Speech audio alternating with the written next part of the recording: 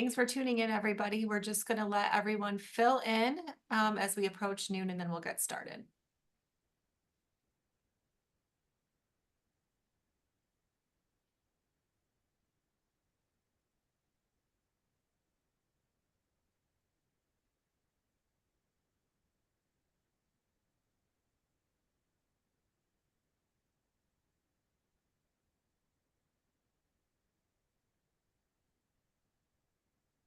I think we can get started, Brian. All right, welcome everybody. Thank you for joining us today. We're kind of guess we're making this into a bit of a series as we explore through and prepare everybody for these changes coming up in earned sick time in particular. There's also changes happening in minimum wage. But we're really going to focus on today the FAQs that the Department of Labor and Economic Opportunity have recently published. And some of those really deserve a little more explanation, or they're kind of little caveats, little details that we were quite concerned as we read that employers might read it a certain way and not maybe not catch or pick up on the little asterisks and some of these answers. So, but overall, a good set of FAQs. Don't necessarily like the answers to all the FAQs, but at least some detailed answers to some of the questions that are out there. And then at the end of this presentation, we're going to share with you some of the changes that we are seeking when it comes to asking the legislature to make amendments to the act as it exists today. So let's go ahead and jump right into the FAQs. We intend just to go right through the state's FAQs and provide a little bit of commentary and draw your attention to a few things that we think you need to know. Reminder that if you have questions, please make sure that you're dropping them in the chat. Sarah is going to be monitoring those, and if it's applicable to the section we're in, we'll certainly bring those up. But Brian, why don't we start out with what employers are covered by the Act? Well, this was a very broad answer to a very broad question, and it's basically everybody. Unless you're President Joe Biden watching this, your entity is covered by this act. So if you have employees, then you need to comply with the act. So, if you're a sole entrepreneur, a sole proprietor that doesn't have any employees, then you're not that you obviously give yourself sick time, that sort of thing. But if you have one or more employee, and the only exception to that is a legal exception to the United States federal government, everybody else is covered under it. I see some of the questions that are popping in. I think some of these questions are going to be answered as we go through the slides as well, and then we'll try to get to any that aren't there by the end, and we will publish these slides, but also want to encourage you to on our website. These FAQs are laid out on our website already, and but to get some of this kind of discussion commentary, we'll also put a recording on the website as well for you to check back with this recording later on. But what employers are covered? Anybody with one or more employee is covered with an act. You're going to find out later on, even if those employees are temp employees through a temp agency, that they're going to include those. It does not look like, think of it as like if you're withholding federal taxes. That's an answer we're going to get to later on. So a true like 1099 independent contractor, having one of those would not be covered according to these FAQs. Okay, let's go on. So how do we determine if an employer meets the 10 employee threshold? Yeah, so this is one of the more complicated answers that exists. So there's a couple steps that you have to go through in order to make this determination. And it's so the reason this is important, let's take a step back. The reason that this is important is because there are different standards for if you have 1 to 9 employees or if you have 10 employees or more. Okay, so it's 1 to 9 or 10 or more is the cutoff. If you have 1 to 9 employees, you have to offer a different level of paid sick leave, but you have to offer the same amount of total sick leave, but some of it can be unpaid. Okay, so this is just a matter of whether or not you have to offer 72 hours versus 40 hours. If you're under 9 or more employees, the way that the accrual works is that it's 40 hours a week, but you have to also offer the difference, 32 additional hours of unpaid sick leave.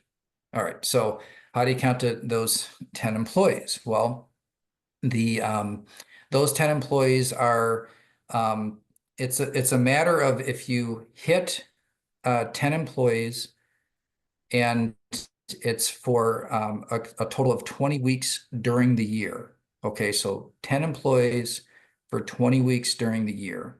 At the point when you hit that 10 employees for 20 weeks in a year, from there on, you're covered under this act. From there on, you are the 72 hours of paid sick leave, not the 40 hours of paid sick leave. You don't have to go back and make up the earlier part of the year. It's from that point forward. But when you hit that threshold, it counts for the remainder of the current year and the next year. Okay, so once you're in, you are in, and you're in for the remainder of that year and the next year. So this is one where this threshold, by the way, you cannot get around this threshold by hiring temp employees. So let's say that you just need more employees for part of the year and it's for 20 weeks or more. If you have temp employees for those 20 weeks, still counts toward this employee count. So you don't have to do the accruals for those temp employees that are through an agency. Okay, temp employees through an agency where somebody else is doing the W-2. That they have to do the accruals, but you still have to count them toward your employee count. All right, let's advance. So what employees are eligible to receive earned sick time? I think we kind of covered So that. this is one, yeah, so this is one where there's just a little bit of nuance here, and just to understand that it is if it isn't somebody that you are if it is somebody that you are withholding federal taxes for, then they are eligible to receive earned sick time. And so this question of whether 1099 employees are independent contractors are covered. This is something that, according to these FAQs, it looks like they do not count toward your employee count for that 10 threshold, whether you have to do 40 hours a year or 72 hours a year.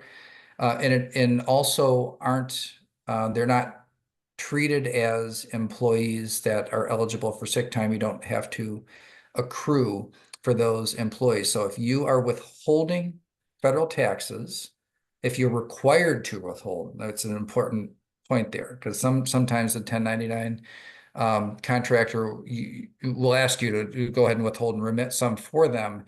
But if you are required to withhold federal income taxes, then they are eligible to receive the earned sick leave, paid sick leave from you as the employer. So Brian, let's weave the one we just went over in this one. We had someone ask the question, I have 17 employees and only 5 live in Michigan. The others are in different states. Would the 9 or less apply to me on the threshold, but what about the folks that live in the other states? Yeah, that's a great question. And I have had some conversations with some folks in the department on this, but they did not put out an FAQ. So I don't feel confident that that is a settled issue. The way that I think that this is going to turn out, based on just my reading of the law and some of the conversations that we've had, is that the whole business itself will count toward the size of business. Okay, so like in your case where you have 17 employees, again, my asterisk here is that this is how I think it is going to turn out, is that if you have 17 employees, you are going to fall in, you are not going to get the the micro business exemption, the 9 or fewer employees, or it's not an exemption, it's just a lesser benefit you have to provide. If you have 17 employees and only 5 are in Michigan, I believe that you will be in the 72-hour-a-year category. However, you will only have to accrue those 72-hour benefits for the 5 that live in Michigan. I believe that's how it's going to turn out, but again, they didn't publish an FAQ yet. And so I can't say that with absolute confidence, but as you're just kind of thinking about how it's going to work, I would be prepared, if I were you, to accrue sick time at 72 hours for the 5 employees that live in Michigan. Brian, similarly, somebody asked, they have an S corp, they have 2 owners and 9 employees. So are the owners considered employees? Well, that depends on how, if you have an S corp and you are just taking distributions, you are not required to do the federal withholdings on those distributions. You might be doing quarterly taxes. You might be just paying at the end of the year, depending on how much income you make. But if you're paying yourself as an employee, so you're on the W-2 rolls. Again, there's not an FAQ on this, but if you are withholding, you're a W-2 employee and withholding federal taxes, I think you do fall under the employee count. But again, if you're not classified as an employee of the business, then probably not. But again, kind of an asterisk here. They didn't put that specific question in the FAQ, but I would kind of tease out from the answer to this question here. If an employer is required to withhold federal income tax purposes, that means you're eligible for the benefit. It probably means that you would count toward the employee count as well. So this is a sort of thing. Remember that this act does not go into effect until February 21st. So some of these questions that we don't know for sure what the answer is, I don't think that you need to make changes yet. So in that case, you might say, well, why do I, if I'm paying myself, I'm the owner, I'm paying myself as a W-2 employee, I could just not do that and switch it over and do distributions to myself instead. Yeah, maybe that would make sense in the future, but you don't have to make that decision now because this doesn't go into effect until February 21st of next year. And there'll be more time for some of these questions to be more explicitly answered. And by the way, we are keeping a running list of questions that you have that we don't think that the FAQs adequately answer. And these sorts of interactions are exactly where we're getting the source information for the type of advocacy that we do and the additional questions and clarifications that we are asking of the department. All right, let's move on to the next question, which is, when does an eligible employee begin to accrue earned sick time? Yeah, so here's we're going to get to a different FAQ later on as well, because there's accrual of the benefit and then there's the ability to use the benefit. These are 2 different things. And if I really want you to kind of let that sink in for a moment.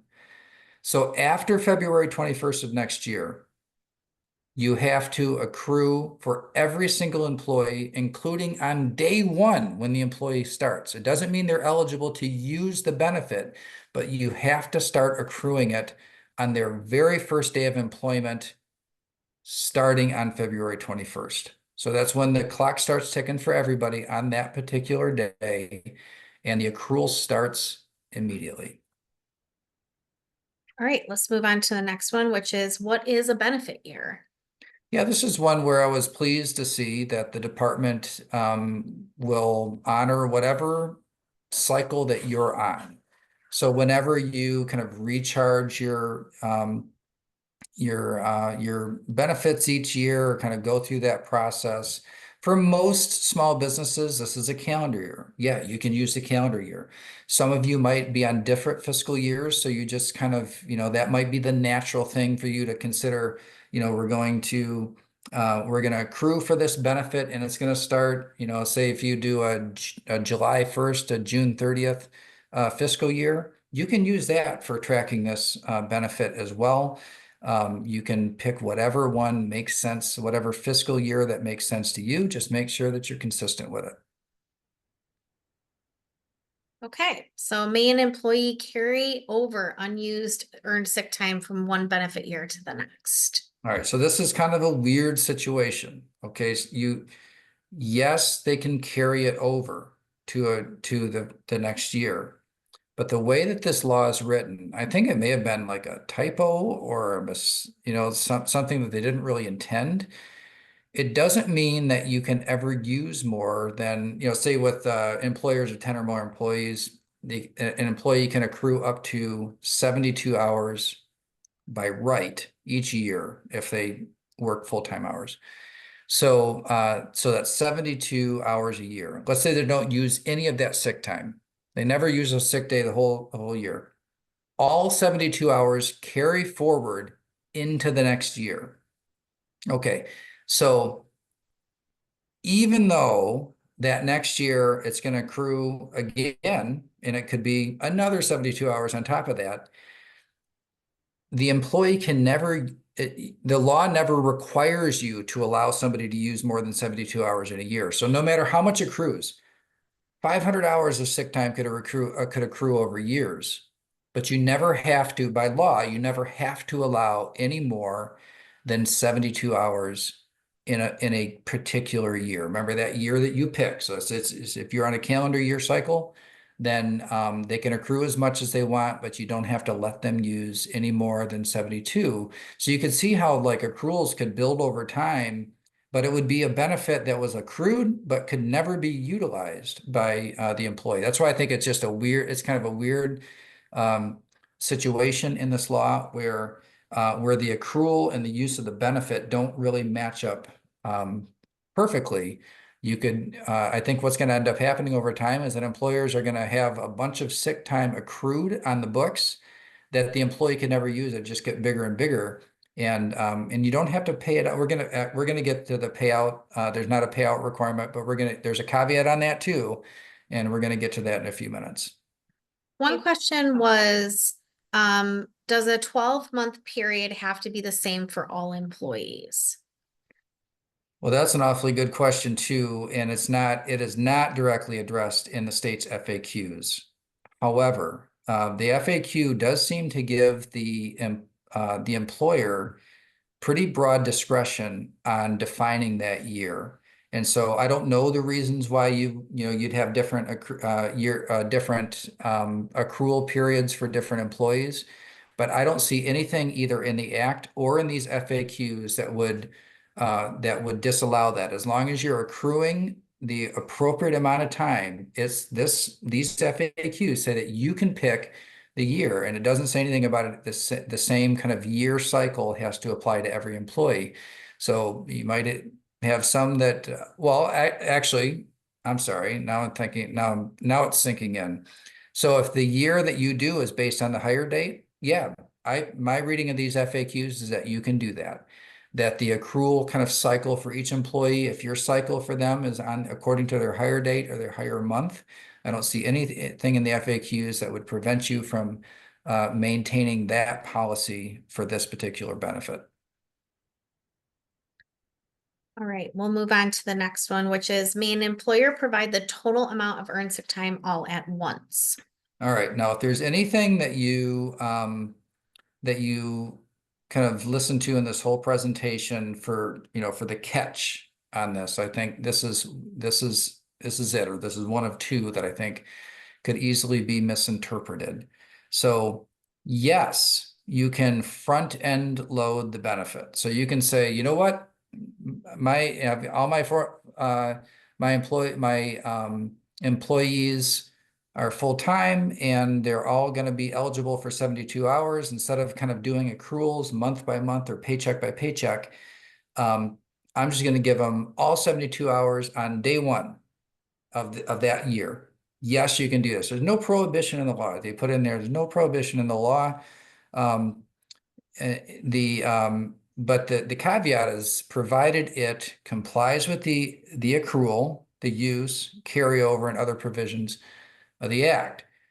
You're still going to need to keep track of the hours and be able to prove that the hours and the amount that you accrued are appropriate. Okay, because if there's a dispute in the future, if you don't have records, if you just said, I just gave it a certain amount in the beginning and I didn't keep track of the hours and show the appropriate accruals that what I gave in the beginning was the right amount.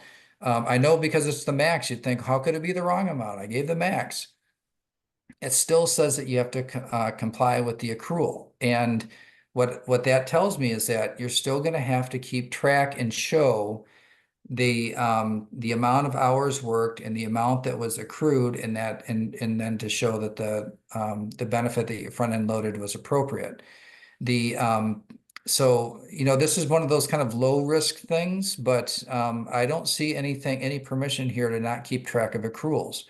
The only case that the act says that you probably could let go of the accruals is for exempt employees.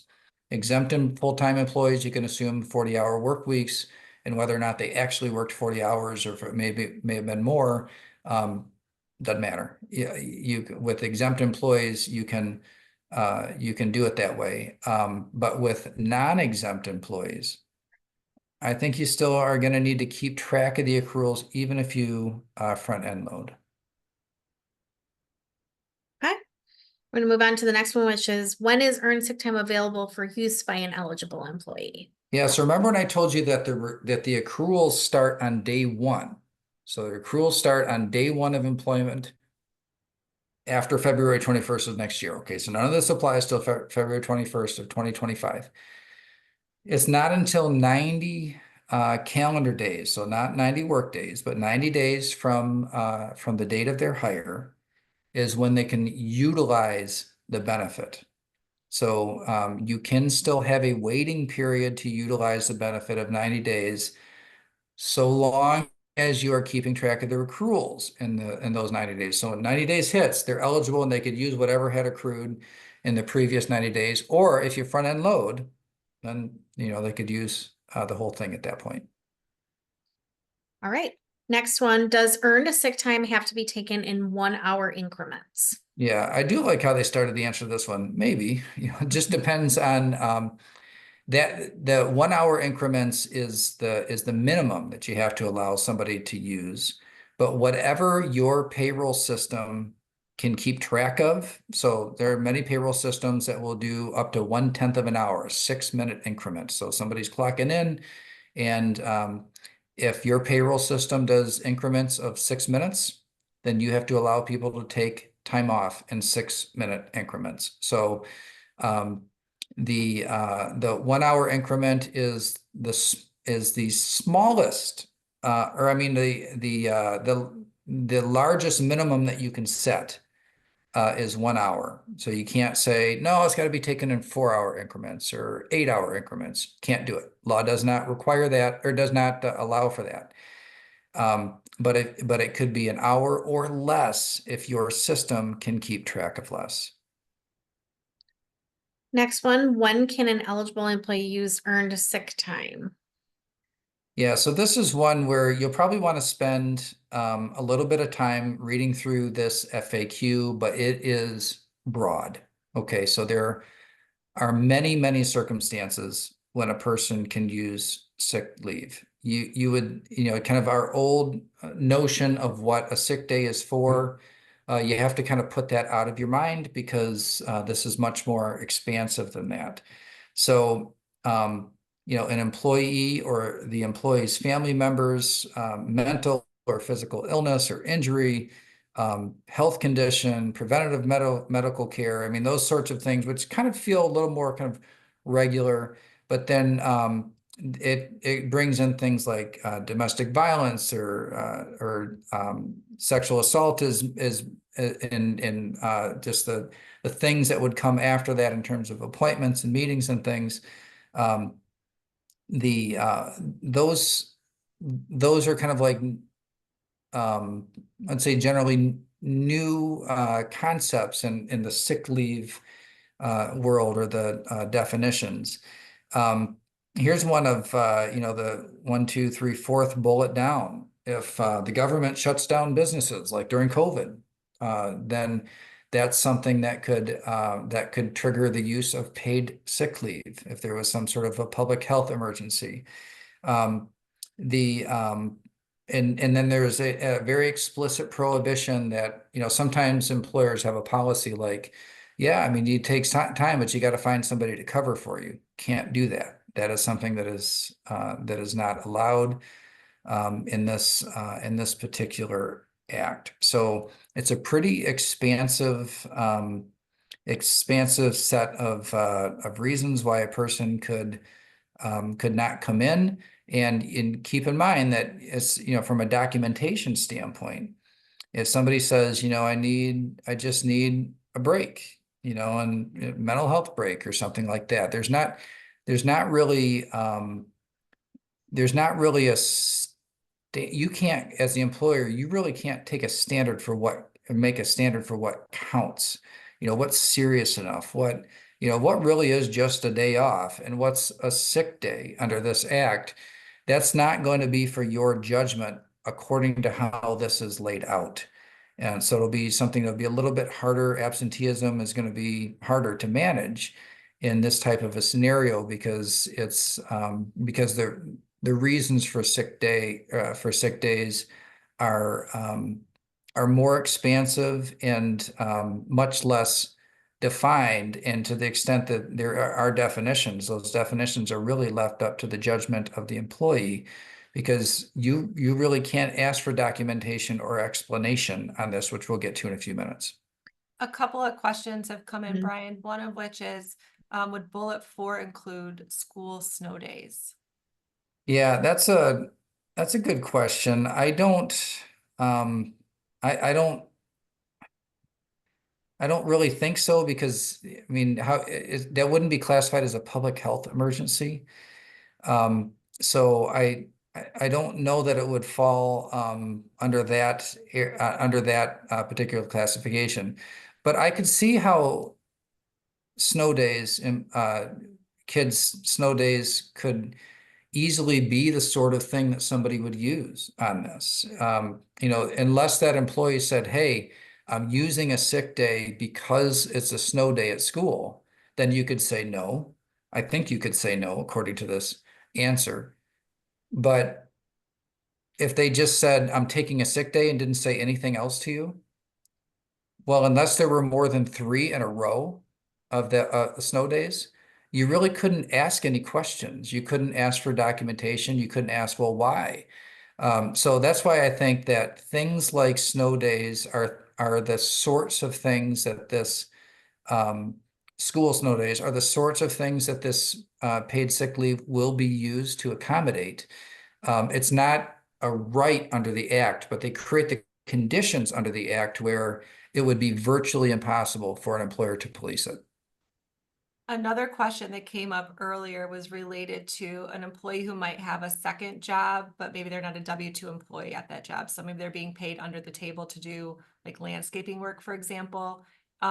If they are injured on that job or like, can't come into work, is the employer required to pay sick leave for them to miss their W-2 job? Yes.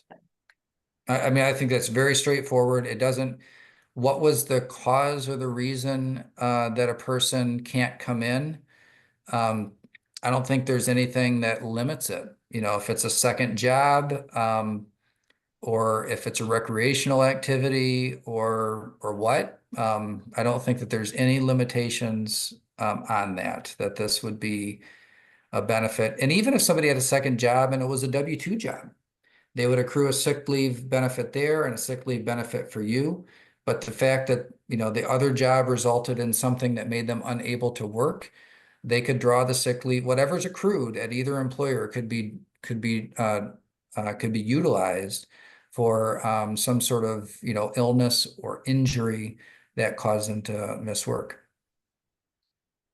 Brian, since we're talking about accrual and tracking and all that, there was a question, will there be a program to help employers track this? I think that's one to address, Yeah. really important. Yep. So tools are going to have to be developed. I think that a lot of the payroll companies are aware of this and kind of working toward like, how are we going to do this? Because there's a lot of intricacies of it that make it different than how accruals normally work. The idea that you could accrue a benefit that would exceed the amount that you could use that carries over but doesn't turn into a utilizable benefit. That's like I don't think there's any systems out there that are kind of designed for that today. That's something that I think will have to be developed. And I am acutely aware of several of the organizations that do this type of work, like payroll type service work, that are trying to figure this out, but it will require programming. I think that the services that do this are going to have to adjust how they work, and I expect that will be something that does kind of come to market. I have no idea whether or not it's going to come at an additional cost.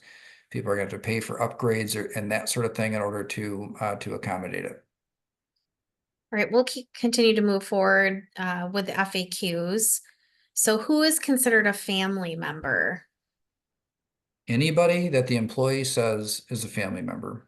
It does not require, like, they go through the kind of the stuff that is more traditional, biological, adopted, foster child, stepchild, legal ward, all of the stuff. You'd say, yeah, of course, it would always be included, but also not the people that, as a parent that you're caring for, but also the other direction, your parents, and or if you're a foster or step, that's like the first one, only the opposite, kind of, somebody caring for older folks. Grandchildren are included as well. So if you have a grandchild that is sick and needs to be cared for, this is another one that is included. And then here's the catch-all at the end. This is why I say anybody that the employee says is covered under this is covered under this. Any other individual related by blood or affinity whose close association with the employee is the equivalent of a family relationship. So it is anybody that the employee says counts. All right, moving on to the next one, which is, can an employer require an employee to use other employment benefits such as vacation pay in lieu or prior to using the earned sick time? All right, remember when I said there are two things I really want you to pay close attention to? This is the other one. This is the answer that I think will most likely be misinterpreted because it sounds like they're giving a great answer. And then there's this little asterisk, which makes me really, really nervous. I'm extremely concerned about. So for those of you who have general leave banks, so those of you who have like a benefit, say, we take sick time or vacation time, whatever, it's more than 72 hours in a year. Therefore, and so the question is, can it count toward this? Can you say, hey, this is a general leave bank, and if you use it for vacation, then it counts against this. If you use it for sick time, that's fine. If you use it for personal days, whatever, it counts toward this. And this answer starts out great. An employer's paid time policies that provide at least the same amounts provided under the Act may be used for the same purposes. All still sounds great.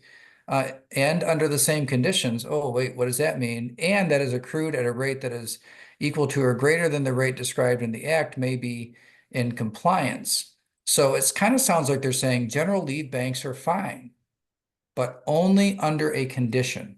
A general leave bank can be used to meet this requirement if it can be used for the same purposes under the same conditions. This is a really important aspect of this. So what does that mean? Same purposes, same conditions. Okay, same purposes, that part's easy. Person is sick, they could use your general leave bank for sick time to take care of their parents or grandparents or somebody they have a close affinity to. Sure, you can use your general leave bank for anything that you want. However, to the other conditions, and you cannot require advance notice. You cannot require approval of time off. So unless your vacation leave bank or your general PTO bank is like free of any sort of pre-scheduling requirement or approval requirement, then you could use it. But if you require your employees to notify you when they're going to take vacation time, it doesn't count toward this requirement. That's the caveat when it says you can use your general leave banks if it can be used for the same purposes and under the same conditions. Those conditions include no notice or approval from the employer. Okay, so in order to meet this requirement under your general leave bank, you would have to remove any obligation that they get approval or pre-schedule that time. There's other things too, but those would be the biggest barriers that I see, where you might read this and say, oh, it looks like I can use my general leave bank, only if you allow it to be used under the same conditions that that exist today. For smaller employees, now this is the 9 and below, the benefit is bifurcated. It's 72 hours, but it's 40 hours paid and 32 hours unpaid. You have to give the unpaid benefit. What this is saying for small employers, employees must be allowed to use the paid earned sick time, whatever they've accrued, before up to 40 hours a year, before the unpaid part. So if an employee gets to a point where they've accrued,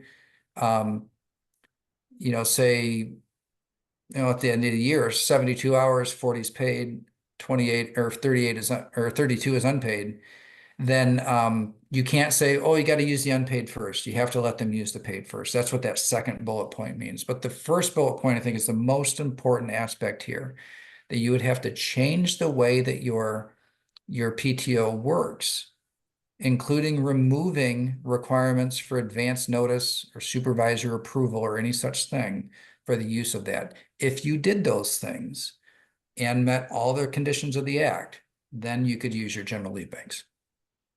And correct me if I'm wrong, Brian, you still have to document it. So showing that those 72 hours are available for that still has to be accounted for, correct? In your accounting system, if someone were to come back and have a legal issue with you or question whether they were treated correctly under this act. Yeah, so it basically, it says that you can use your general leave banks as long as it does all the same things that the sick leave requirement, including accrual documentation. So you might not be used to keeping track of that, saying, okay, this many hours were worked this week, and here's the accrual that is attached to it, and have 3 years worth of those records. You're still going to need to retain those records in case there's ever a dispute, because the presumption, if the absence of the record, the presumption is the employer is in the wrong. And so you are going to need to still keep track of all the records on this. This is one, to me, this is kind of like a warning sign that if you're going to use a general leave bank, it's almost certainly going to require for you to change your policy for how that general leave bank is used. Thank you for clarifying. I think that this is honestly one of the most important pieces, because people are saying, I have a general leave bank, people can do whatever they want with it. Some people are saying it's unlimited. That's great. We're so glad that you're offering that to your employees. We have that benefit here at SBAM. It's great, but you are going to have to comply with this act. It is not, you are exempt. You have to do these things. So moving on to the next one, what is the required wage rate for earned sick time? Yeah, and this is, so it kind of depends. For most, it's going to be just whatever their normal pay rate is. So if somebody is making $20 an hour, then you pay them at $20 an hour. So if you're, but if you are an employee that is, that has a variable rate, or somebody who gets overtime, so that would be kind of the probably the most common variable rate, is you're an employer that offers your employees overtime opportunities. So you're paying them time and a half, or maybe vacation, or maybe around holidays you're paying double time or something like that if you're open on holidays. Then you're going to have to calculate something. The normal hourly wage is whatever the immediate previous reporting period, their average hourly wage in that reporting period. So this, you hate to just assume that people are going to game it, but it's how the world works. Some people are going to. So you could see that somebody like, oh, if I'm, I worked a lot of overtime last pay period, or it was a holiday and I worked some holidays. And so, I had time and a half or double time on my pay. Well, it would be advantageous for that employee to use their sick time in the next pay period because the sick time payout would match the average hourly rate of the previous pay period. So that's just something to keep in mind that rate is pretty straightforward unless there's some variable hourly factor at play, in which case you have to average the pay period immediately before. And then for those who are utilizing the tipped wage system, restaurants, for example, until that gets phased out, which under the law today, it's scheduled to be phased out over the coming years, that you can't pay the tipped wage lower amount. You have to pay the full minimum wage as the minimum. I'm sorry, I just want to make sure I am grabbing questions on this specific one. I think we're good to move forward. Does accrued unused earned sick time need to be paid upon termination of employment?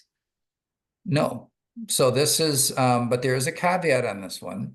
So in this case, you don't, remember when I told you like there's some benefits that'll accrue over time and an employee would never be able to use them because even though you can accrue unlimited, you can never use more than 72 hours in a particular year.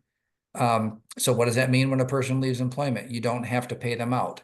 The caveat on this one, though, is that there are other laws in place that says if you otherwise have in your employee handbook that you pay out unused leave, like you have to honor that for this. So this will be an area where if you normally do pay out employees, it's in your handbook, that's considered under the Payment of Wages and Fringe Benefit Act. It's considered like a contract that you have with your employees. If you have in there that you pay out benefits, you have to pay out this one too. So this would be something before February that you might want to take a look at. If you do pay out benefits and you don't want to have to pay out this one that can accrue unlimited but not be used unlimited, then you might want to change that because I hear this very clearly. You cannot limit the amount that gets accrued. Okay, you can limit the amount the employee takes. You cannot limit the amount that gets accrued. So I could see some employers getting into trouble thinking, oh, I don't have to pay it out at the end, but they have a handbook that says unused leave gets paid out when a person leaves employment. You can't say, oh, but not this type of leave. You'd have to pay this leave out too. So this is something to really kind of keep a close eye on. It's something that as long as you're honoring your own handbook here, your own employee book, you do not have to pay out the benefit. The law does not require that you pay out the benefit. Okay, we're going to keep it moving. We see lots of questions. Please know that we are tracking those. We want to make sure we can get through the whole presentation before 1 o'clock. Can an employer require an employee to provide notice of and documentation for the use of earned sick time? We've covered this kind of, but more in depth, Brian, on this specific piece because it's so important. Yeah, so there's kind of a catch-22 in this answer. If the need for sick leave is foreseeable, so I think about something like, say, a surgery. A surgery that's scheduled ahead of time is foreseeable. In a situation like that, yeah, an employee has to notify the employer, not get approval. Okay, that's an important distinction, but notify the employer if it's something that is foreseeable. But it's really the employee's discretion, especially up to 3 days, of whether or not what's the foreseeable standard. Because you as the employer, if somebody calls in sick for up to 3 days, you as the employer cannot require them to tell you anything about it.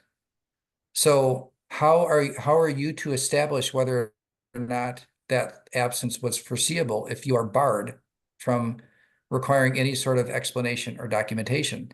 The answer is you can't.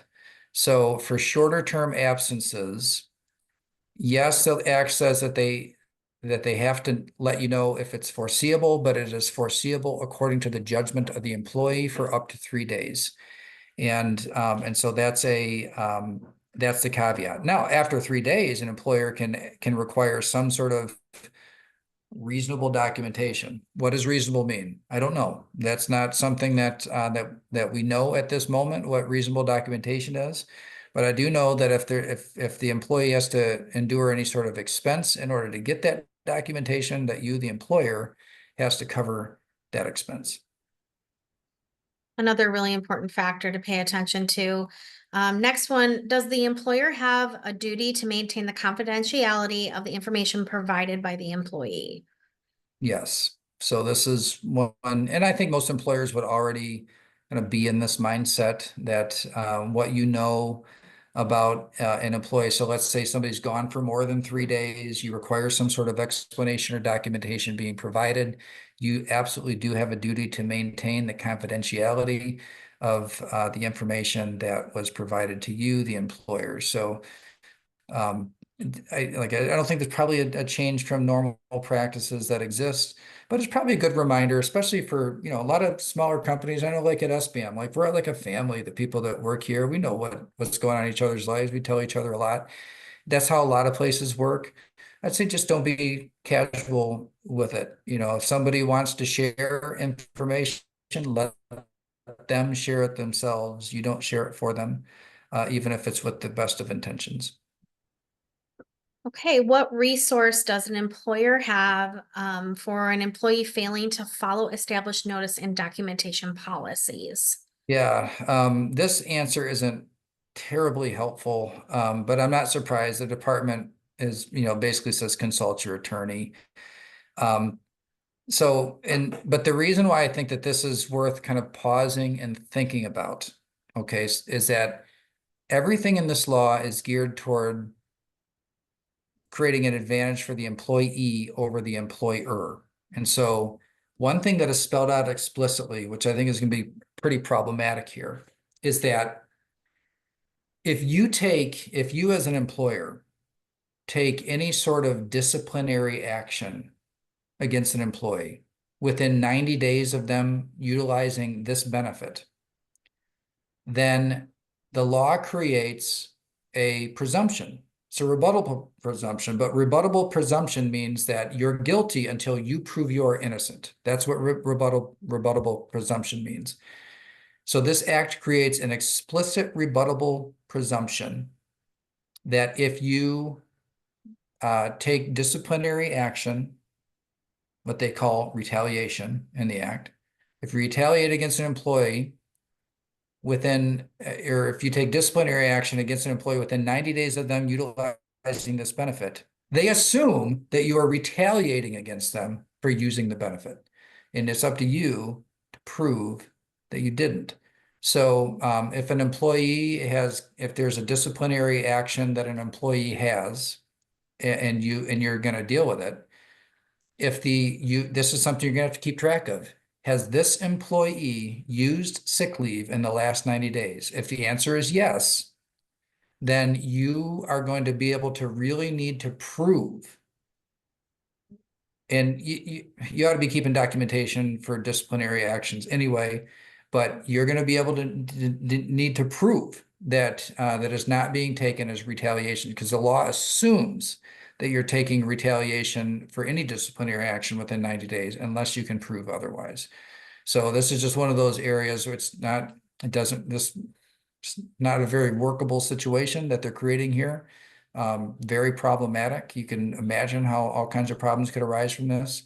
But unfortunately, the department's interpretation of this does follow what the law says. The law is pretty explicit in this matter.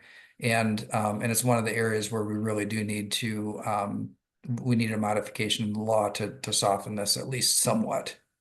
So a question just came through for clarifying purposes. Are you saying any disciplinary action or any action related to the employee taking sick leave? Yeah, so the way that I read this is that any disciplinary action for any reason, they presume is because you're retaliating against the employee if it's within 90 days of using sick leave. You have to be prepared to prove that it was for some other reason. So documentation is your friend here. Some employers are really good about this, keeping documentation if there are performance issues and issues that, but listen, if the performance issue is because they're tardy all the time and they're saying sick leave, you're stuck. You are. Okay, moving on. What are employer record keeping requirements under the act, which we've covered kind of here and there, but just to reiterate this point. Yeah, you're going to want to make sure that you keep these records for 3 years. Okay, so but this is really the amount of hours worked and showing that you gave the proper accrual for those hours worked. And remember that here's the thing, it's like you'd say, yeah, I'm going to front end load 72 hours, but they can accrue more than 72 hours. They can't use more than 72 hours, but they can accrue more than 72 hours. And I think this is where a lot of employers could really get into trouble if they ever get audited by the department on this, is because if you front end load and you don't keep track of the accruals, how can you prove that somebody didn't work some extra hours and therefore accrue more than 72? You don't have to let them use more than 72 in a particular year, but you cannot limit the amount that they accrue. And that is, so I think that's just, these records are going to be important. How many hours were worked in a pay period and what's the accrual, so that you can say, okay, here's the accrual, here's the hours worked, here's the accrual. I front end loaded this amount and it's adequate. Like you're going to have to be able to show that, and you have to keep it for 3 years. All right, nearing the end here. Does the Earned Sick Time Act contain a notice or posting requirement? Yep, it does. The department has indicated that they're going to provide, there's information, like what information needs to be there, but also that they'll create a poster itself. And so as this we get closer to the end, then we'll continue to share this and make sure that people know about it. But thankfully here the department looks like they're going to give you the ability to just visit a website, maybe print something out and with the instructions on where it needs to be. One of the things, the questions that we have is, what about in this virtual world? Like, how do you have a posting in if somebody's fully remote? Is putting it still in the break room still adequate for that, or is there some other place? Some standard for how it needs to be accessible for remote employees. These are the sorts of things that we still need to kind of dig into and get the explicit instructions on. But it looks like the department is prepared not just to provide the information, but to also literally create a poster for you to use. So what remedy is available to employees or others who believe an employer has violated the act? Yeah, it's the wage and hour division, which is the same one. If somebody felt like their employer was shorting them time, for in their paycheck or something, the wage and hour division is the same place that will be in charge of this. So the department will have they do an investigation. They have the ability to decide what the remedy is, and of course you could challenge it in court. But whatever the remedy they came up with, but otherwise would be enforceable. And so they could look at it and say, yep, you owe this much sick leave that you didn't accrue, and then you'd have to go ahead and accrue it, and including any and all damages, which could include, if you fired somebody, rehiring somebody. So the wage and hour division has a lot of power here. Now, I don't have any reason to believe that they're intending to use this in a heavy hand. I happen to know that the department is not big enough to go out there and just kind of like search through the landscape for things. So I do believe that this will probably be the sort of thing that they're responding to complaints mainly, as opposed to going out proactively trying to find problems. But that has to do with just the realities of the just size of the department and such a big, expansive new requirement. So what penalties are imposed against an employer for violating the act?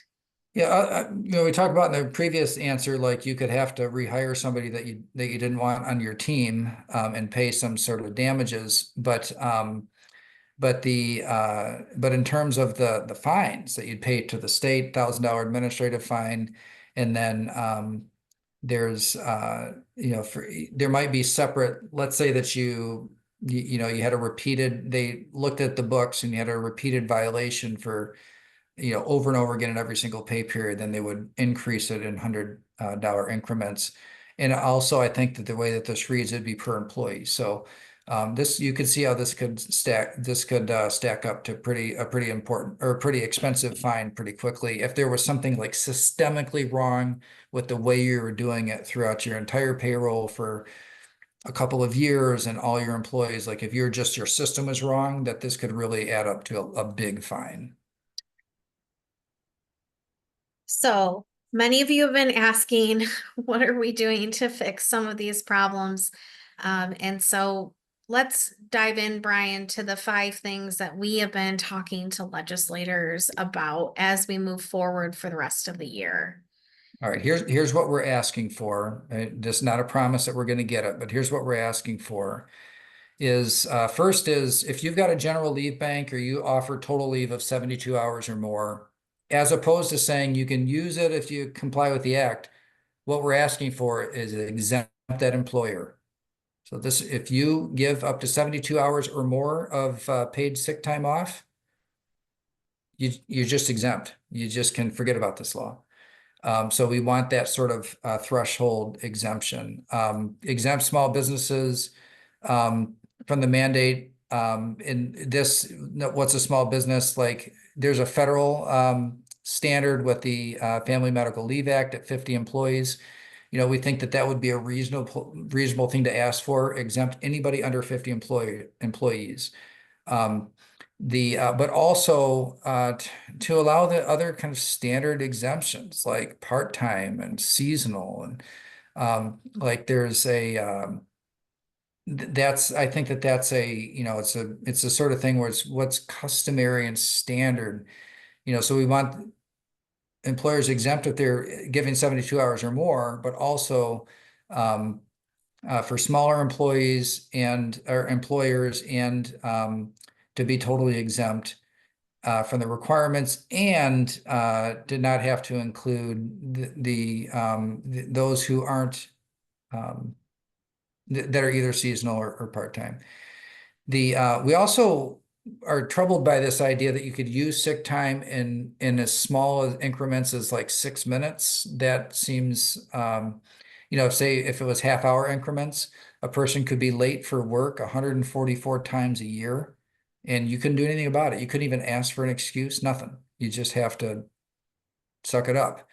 So we would like to see that employers could require or set bigger increments. If you use sick time, it comes in 4-hour increments, not half-hour or 1 hour or 6-minute increments. And then there is embedded in this law an employee's right to sue and the rebuttable presumption of retaliation. We'd rather keep the status quo in this area and not put employees and employers in this kind of like adversarial footing on day one, the way that this is written. And then when we say here, allow employers to front end load 72 hours, and you might say, well, didn't they say you could do that? Yeah, but we want you to be able to front end load 72 hours and then not have to keep track of the accruals. So you have to keep track of the accruals in case there's carryover or somebody earns more, even though they can only use 72 hours. We want to say, hey, if you're given the max that they can use in a year and you're front end loading, why are you making the employers keep track of the accruals? Just let that be. So these are the sorts of things that we don't think it violates the spirit of the law, really, in these changes. That we think that there are changes that make it administratively much more manageable for the employer and still provides the bulk of the benefit for the employees. So with this, there are other things that we are asking for, but these are the 5 things that we see as the most egregious in the act currently that could be fixed legislatively. So I wanted to share that with you. We've been meeting with legislators since the ruling came out at the end of July regularly as an educational conversation. Many of these legislators were not here when this was put into place back in 2018. And so we are being very diligent about explaining what this means to the small business community. And what we need next is for you to help us as well. And so we have a QR code up here.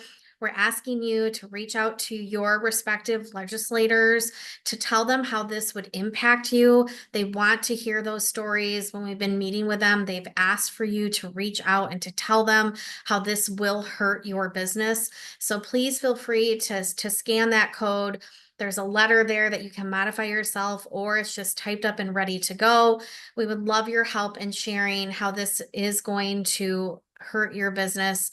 And we will be keeping our webpage updated with FAQs as they come out of the department and asking you to get involved in other advocacy efforts as we head into the fall and into the winter.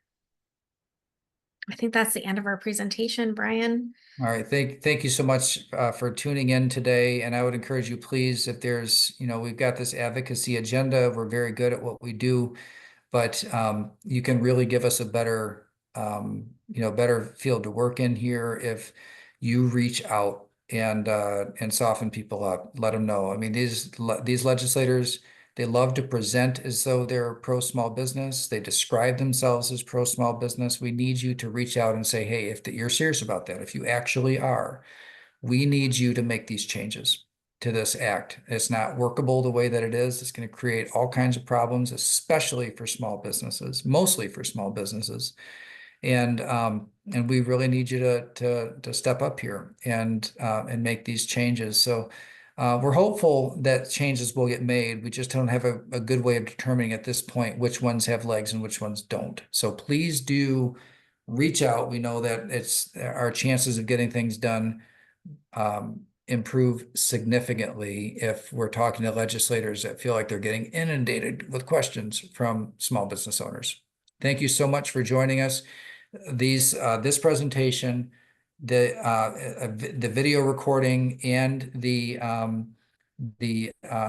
presentation that you just the slides that were provided, and a lot more information is on our website at sbam.org. Please do visit it. We are updating it very frequently, and we will continue to provide these types of updates.